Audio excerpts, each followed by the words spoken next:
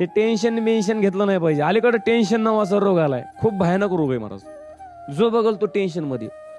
बरं, कुणाचं टेन्शन घ्यावं, कधी घ्यावं, कुठं घ्यावं भानच नाही. फक्त निमित्त पाहिजे टेन्शनला. विनाकारण टेन्शन. मेवणीचं लग्न जमाना, याला टेन्शन. अरे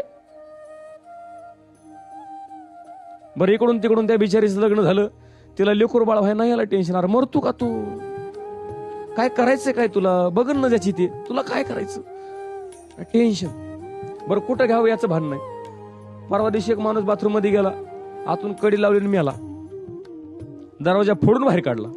पेपरला बातमी आली, मी विचारलं काय झालं? लोकांनी सांगितलं त्याने टेन्शन घेतलं म्हणे. म्हणलं बाथरूम मध्ये? आरती काय टेन्शन घ्यायची जागा काय येड्या?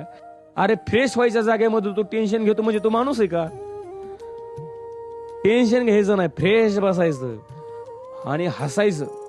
हसण्यानं माणसाचं आयुष्य वाढतं. हसणं हे नॅचरल ब्युटी जातं.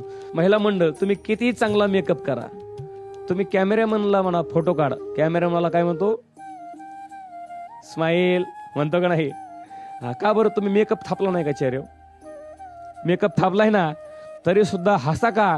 कारण हसणं हे माणसाची नॅचरल ब्युटी जातं. हसलं पाहिजे, कारण ज्याला हसता येतं त्याला चार माणसामध्ये बसता येतं.